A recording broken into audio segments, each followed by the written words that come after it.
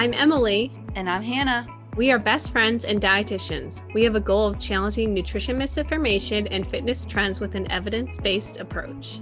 Each episode, we will dish up our thoughts about the latest facts on a popular health-related topic. We're the Up-Beet Dietitians.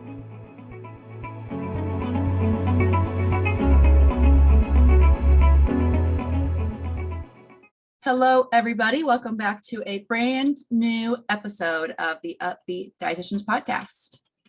Hello, everyone. Today we are talking about one of my personal favorite topics, and we're going to be talking about another diet. So, diet review. Woo! So, today we're going to be talking about Weight Watchers, and I'm sure you've heard of Weight Watchers, or its common modern name, WW. Boo. Boo. But today we're going to talk about kind of what Weight Watchers is, how it works. As always, we always go over pros and cons, and then we'll give you our final thoughts. If you've been here for a while, you know the structure. If not, and thanks for checking in. We're excited you're here, and let's get into it. So, Weight Watchers has been around for about mental math 60 years. 6 decades. Yeah. That's crazy. A long time. Crazy. And it's a very popular weight loss program. But we kind of wonder, why is this popular? Is it because it works? Do people get stuck in the cycle of gaining weight, losing weight, gaining weight, losing weight, like a lot of chronic dieters? And how can we kind of figure this out? So, disclaimer, we always like to add these in here. If you like WW and it works for you, awesome. We love that for you. We're glad you feel good. You're happy.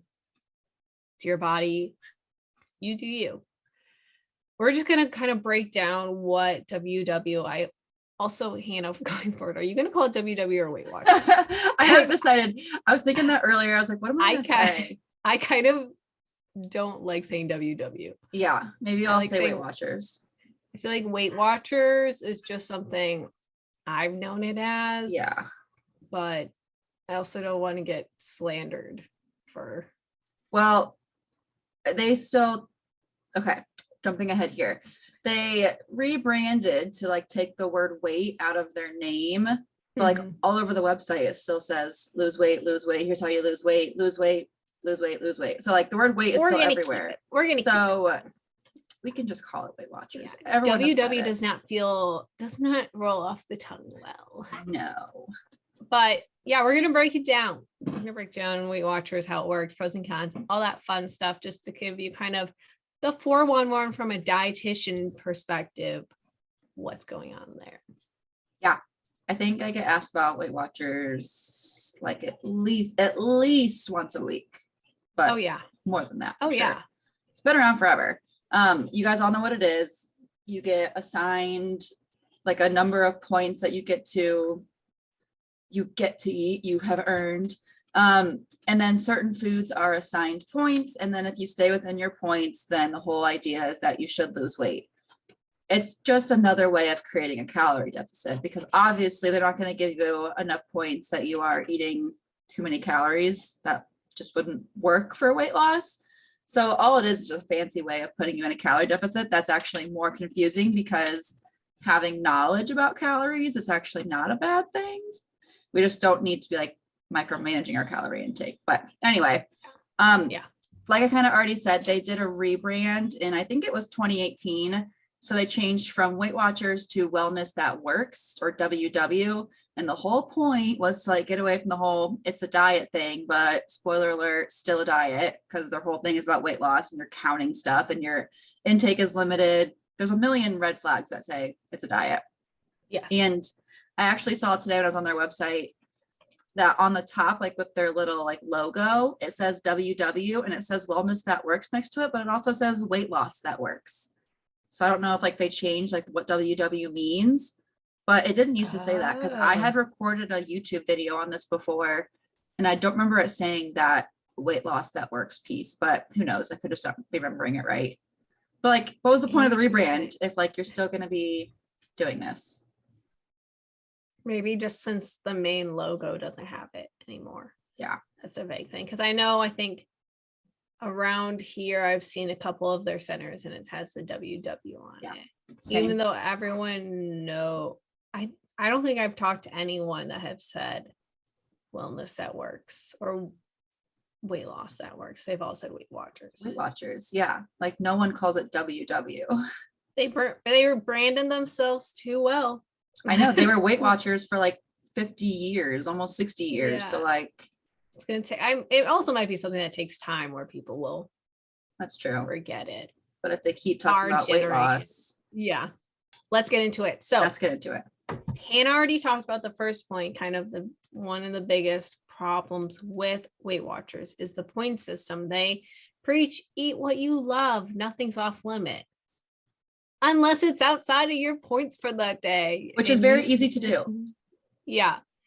And they say kind of, just really kind of preaching nothing's off limits. Just track your food, stick to a budget, and eat 0 point foods, which we're going to get into, which is very fun. But they kind of really argue that no food is off limits, but there are also arbitrary point values that you must stick to in order to be successful. Because you are given this money and you can eat whatever you want as long as you stick within that limit. So maybe I think I was talking to someone who wanted a piece of cake or something. And they were like, it's not even worth the points. I've heard that so many times. It's not worth the points. So all you do is base food on its number of points. And I know people who can like rattle off how many points any food has. Like they just like, no. Crazy. Yeah. They just like, no, cake is that many points. Bacon's that many points. Like they just like, no. And they're constantly calculating throughout the day. It's just, you know how they say, shoot, I'm going to say this wrong. Same person or like same thing, different font. It's the same thing with, it's just a different way to calorie count. It literally a little different because there are technically 0 foods, which aren't even 0 calorie foods, but no, still it's this whole interesting it's an algorithm. Yeah. But with those higher foods is, since people say it's not worth the calories and they feel guilt when they eat them. Right. Which is just reinforcing like eat those foods that don't have any points because you can eat as many as them, but limit your higher point foods because those aren't as good and you can't have an unlimited amount of them. Right. But like I was reading like a blog on this and they were giving the example of like if you go to McDonald's and get like a sandwich, like for breakfast, but like a sandwich or like a coffee, that's like 17 points. If you have like 22 for the day, like you get your breakfast and that's it. Even though that sandwich, sure, it's McDonald's, whatever, but it probably had like 400 calories. You had a coffee. If you add sugar to it, it's another point. But like that's your whole day just for like a breakfast that isn't even, I don't even want to say good and bad, obviously, so it's not good or bad, but like nothing outrageous. Yeah. So it's so easy to blow it. And then when you do blow it, you feel guilty because of this arbitrary number that has this hold on you. Yeah. But don't worry, guys, you can add points now. So they're always changing, which we'll get to why that's a con, because it's like never making any sense, like what the rules are. But with their most newest update, you can now add points to whatever point value you're given by doing healthful habits like eating non-starchy veggies, drinking water, and my favorite, being physically active. So you can earn your food. If you do exercise or eat your veggies, you get to eat more if you've earned it. Which just teaches people that like those, it really kind of deters what our perception of those different healthful habits are, because then people pair exercise with earning food. And when they don't exercise, they feel like they can't eat more food, even if their appetite is higher, or if they don't have a vegetable, they feel like they can't eat as much. But when they do, maybe they see it kind of as like a reward system where I eat my vegetables, so now I can eat more, even though vegetables by itself are fine to eat. You don't Right. need to eat them to earn something else. Right. We said that in the last episode. Well, not in order from you guys, what you're hearing, but in our set point weight episode, we talked about how if you eat veggies because you just like to eat veggies, you might find that they actually like taste kind of good sometimes and you actually like them if you're not only using them as a punishment or because they're 0 points and you can just use them to have this feeling of like faux fullness. Exactly. Let's talk about like the 0 point foods some more because that's also changed recently. I did not know it has changed. Yeah. So now it is not the same for everybody. They have different plans and different plans have different 0 point foods. So like, for example, if you have Oh. diabetes, you have different 0 point foods than someone who doesn't have diabetes. Yeah. Are the 0 point foods like sugar-free options? I don't know exactly. They don't tell you. I was like trying to Google it and you can't find like, maybe you can. On the website, it's not clear. I bet there's some blog out there. I'm actually going to do this live. Okay. I'll work with you. There are some, there's like, okay, there's like different categories and I forget who gets what. Because you can be in the green group, the blue group, or the purple group. Let's see what kitchenparade.com. Wait, one of these says Weight Watchers website says chicken, fish, and avocado are 0 point foods. So I think they have like a list like that are universally 0 point, but they also have ones, I believe, based on your plan, if you're green, blue, or purple. Oh, there's So- a page called the Diabetes Tailored Personal Points Program. So like the green plan is its most generous with 30 points, but it has the most limited 0 point foods. So the only reason you get more points is because you have to eat less 0 point foods. And then the blue plan is the new name for what used to be called freestyle. Oh my gosh. They're like rebranding all the time. So that's like their moderate plan of like a minimum of 23 points and a generous free food list of 200 plus. And then the purple plan is the most like smallest points of like a minimum of 16, which that's like nothing, holy cow. And then an enormous list of 300 plus free foods. So basically you like take an assessment and then an algorithm gives you one of these 3 plans and then you get your certain number of points and then you get a list of like what foods are free or 0 points. Right. And they're supposed to be tailored to the user, but they're not. They're just based on an algorithm. So if you, for example, didn't like any of the free foods in the blue group, like you're out of luck. Like you're stuck eating foods that have points. But I think the biggest beef I have with the whole point thing is they don't actually teach you about anything. Like just because you know that an apple is how many points, maybe it's 0 points, I don't know, that's a bad example. But just because you know a certain food is X number of points does not actually teach you about like, what's the nutrient composition of that food? Is there enough protein in that to keep me satisfied? How many calories are in that? And I don't think we always need to be micromanaging calories and proteins and fats and all of that, but it's Right. it can be educational to like know those types of things so you know how they can make you feel. Like if you don't eat enough protein in the day, you might notice you don't feel very well. But if you have no idea what foods even have protein, because all you've ever learned about is from Weight Watchers, you never like make that correlation there. Yeah. And it kind of just teaches you that your body needs this many number of points of food to kind of run, and that's it. It doesn't really tell you kind of how to pair snacking together that's a little bit more satisfying or components to really kind of incorporate or whatever. It's because I could probably make a day of eating with Weight Watcher points that's all like fruit or all protein or something like that, and that would not be beneficial to me. I don't know the extent of their education or whatnot. I do know there are coaches. I don't know what the coaches teach, but just kind of insinuating that food equates to some type of point value is not helpful for the long run. Right. It doesn't actually teach you.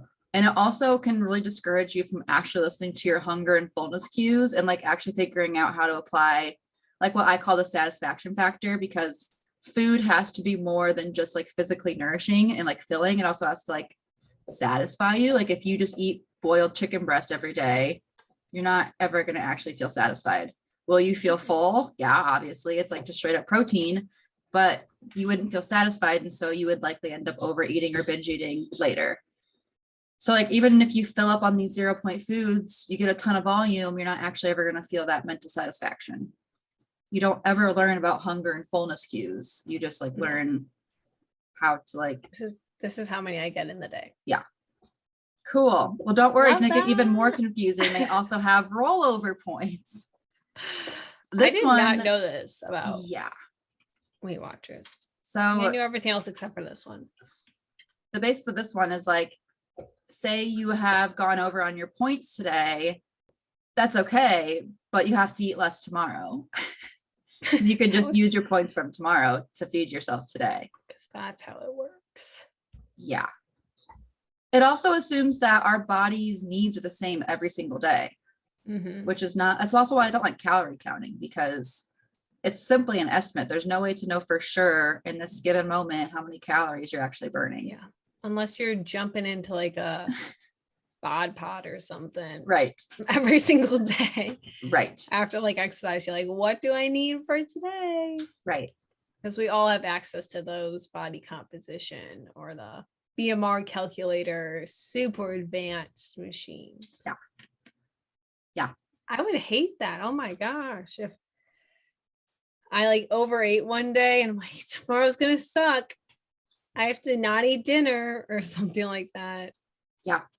I know someone who is not on Weight Watchers, but she does, oh gosh, I'm going to get mad just talking about it. She does one no carb day and then one like regular carb day. And she's like, I don't know why, but I'm always craving carbs. I'm like, why don't you do just like moderate carbs every day rather than like one day of none, one day of like, you call normal / moderate, but you end up just binge eating on carbs you didn't have them the day before. It's kind of like the same thing. Like if you are planning on having a day where you're going to be under fueled, your brain's going to recognize that and likely lead to you over consuming in an anticipatory fashion. It's just so dumb. Our bodies are so much more complex than just a number of points. Exactly. Yeah. And another big problem with the just really going after this point system is if people save their points for the end of the day, or if there's a special occasion, they're like, I'm going out to eat. I know I'm going to eat a little bit more. I'm going to eat as little as possible throughout the day so I can enjoy myself. Or maybe they're like, oh, I'll be really good throughout the day. So that way at dinner, I could have like a dessert maybe, or I could eat a little bit more. And it really forces you to fixate on that number and that point system, because you're constantly thinking about, say, how many points do I have left? How many points is this meal? Is this snack? Can I afford to eat this? Do I need to skip this snack? Should I ignore this hunger cue so that I can eat dinner? But yeah, our calories are, as Hannah said, our calorie needs change based off your physical activity levels, what you have kind of going on that day. And this is why we are not a fan of calorie or point tracking systems. Yeah. You're not a robot that only needs X number of calories every day. It's also why I hate calorie deficits. Well, I don't hate calorie deficits. I hate what it's become. It's very romanticized, and yes, people are like, just go in a calorie deficit. Just be in a calorie deficit. Bleh. Oh, you live in a larger body. You must have never heard of a calorie deficit. Let me inform you on what that is and tell you exactly why I think you should do That'll it. fix all of your problems. Even though you never asked, I just saw that you were fat, and so I said you should do that. Yeah. Yeah. Stupid. Okay, well, we've got one last beef with not really the point system, but like the whole system in general. On the bottom of their website and like in different places, it says, this one's not really related to like Weight Watchers really, but just like bashing on doctors, I think more so. It says, get started with the #1 doctor recommended weight loss program today. And I guess I don't want to bash on doctors because there's some really great doctors out there, but there's some great ones. And we don't like that advertisement though. No, because these are the same doctors, I'm guessing, who my patients and my clients and my people on TikTok always tell me about, that told them to lose weight just because they have a BMI over 24. Like, these are the same doctors who are fat phobic and always pushing on weight loss on people who come in because they sprained their ankle. Yeah. And just because the doctor says you should do something doesn't mean it's actually going to be a good fit for you. Like, unless you express weight as a concern to your doctor and you guys have a good conversation about it, talk about, maybe what you've been doing, then they can maybe talk about what to do for weight loss, but it shouldn't be Weight Watchers. It should be referring to a dietitian who actually can discuss nutrition and exercise with you. But yeah, there's just too many doctors pushing things like Weight Watchers, keto, Noom, 1,200 calorie diets without getting any information on what that patient's needs actually are. Yeah, this falls a lot under our thin privilege and fat phobia episode too as well. We're not saying that all doctors are bad. If you're a doctor and you're upset that we're telling you to stop telling everyone to lose weight, even if you haven't heard the whole story, then we're upset with you. But there should just be more referrals to dietitians. It's not just kind of, I've either heard eat less or I've heard do Weight Watchers, do Noom, do keto. I've even had patients who are seeing me, a dietitian, and their doctor will just pretend I don't exist, not see my notes in their chart, and give them alternative advice, even though they're seeing me, a dietitian, already. We exist. Yay. We want to help you with your health. We probably won't have you do Weight Watchers. We'll have some actually realistic advice for you rather than just eat less than 24 points in a day. Yeah. Something we didn't talk about on here, I'm just thinking of this now, is what happens when you lose the weight? How do we maintain that? Because then people stop doing it and they stop tracking all their points and they don't know how to eat. All they see is food as a point. That's why it's been around for 60 years, because people do it, they lose the weight, they can't maintain it, they come right back. That's how they have been in business for that long and how they afforded to have Oprah as their spokesperson. It's because people are dependent on it and don't actually learn so they can go off and do things on their own.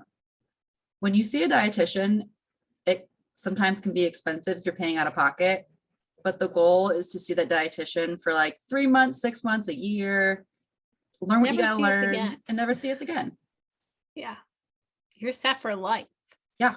I'm not trying to keep you around for we like you, but yeah, we want to teach you the basics about nutrition or to your personalized situation, what you have going on. Of course, like if something changes, like maybe you have some type of cardiovascular development or diabetes development or something changes that would warrant a nutrition intervention, then we'd love to see you again. But we're not trying to keep you in a loop of, oh, you improved. Well, it's no longer realistic. You're not going to maintain that without our help. Yes, we give you the tools you need so you don't need us ever again. Yeah. We don't want you to be dependent on us. No. And that's the difference between a dietitian and a diet. Okay. Do we have any other final thoughts on this? I guess we have one positive, but it's not really a positive. It's kind of like a backwards positive. I was going to say our only positive we had written down was that the 0 point foods are tailored to the user, whereas previously they were the same for everyone. But like we already said, they're not really that tailored, just based on an algorithm. Yeah, they're a little more tailored. A little. They're trying. They tried to get away from the diet thing, but they're still doing weight loss. So, and diet rules.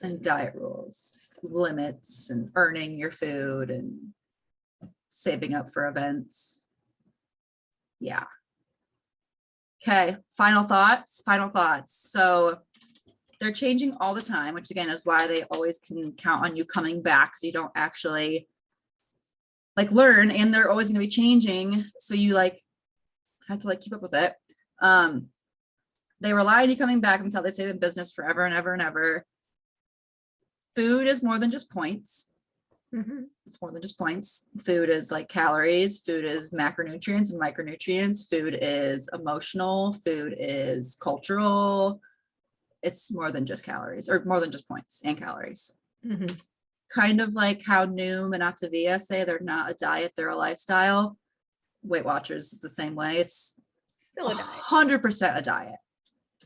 And again, wrap it up here. They just make a calorie restriction look different or cooler or sexier. So you feel like you aren't restricting, but you're only allowed so much food. So the truth is you're still going to likely be under fueling and not be able to maintain any weight that you actually lose. Yay. Another diet review. You guys literally always know what we're going to talk about in these. If you're listening all the way to this, thank you, but I don't know why you just did. You already knew what we were going to say. Thanks for sticking around. They're sticking around for the bonus question. That's true. That's the best part. If you That'll skipped be up to different. here, hey, welcome back. But yeah, not dietitian approved. Nope. Work with a dietitian directly. Even if your goal is weight loss. Like Emily and I don't do that, but there are plenty of weight loss dietitians. Yeah. We'll refer you. Ask us. Yeah. We're not anti like weight loss. We just don't do it. We don't like talking about intentional weight loss. There's other goals for us to focus on. So like if that's there your are goal, other dietitians that specialize in it. Yeah, exactly. We refer to them. Yeah. And they will teach you how to not do Weight Watchers. It'll be good. Cool. Let's talk about our bonus question. So I don't think I have an answer to this, so I want you to go first, Hannah. Well, but the question is, I know, what is your least favorite food? We always talk about what the best one is or what our favorite one is, but what is your least favorite? Nothing that's like not weird. Like I eat most quote unquote like normal or common foods. I'm not picky at all. I have like preferences, of course, but like I eat most things. So all I can think of is like weird stuff, like things that have eyes or like bugs, or I guess like a not weird one. It's like super spicy stuff. I don't like anything spicy because I can't handle it because I'm a baby. But like in terms of like normal foods, like I'm thinking of like Ross, like he doesn't like sun-dried tomatoes. That's like a typical kind of like normal food. I don't have that kind of thing where like I don't like something like that. So I don't know. I guess my answer is like spicy stuff because like I'm defaulting to that. But okay, I think mine is gooey cheese foods. That's so bizarre. That's so bizarre to me. Like I don't like lasagna. I like the concept of lasagna. I would eat lasagna if it had no cheese in it. I'd love that. Like noodles and meat sauce. I'd eat that every time. That's spaghetti. But when it hurts me, so that's always my also default. Like anything that hurts me, I'm not the biggest fan of. Yeah. But it like freaks me out. That's hilarious. I think it's a texture thing. That's hilarious. I think of other like I think mine are also like more texture related. Like I think it's sashimi. I don't love that because of the texture. Because it just freaks me out.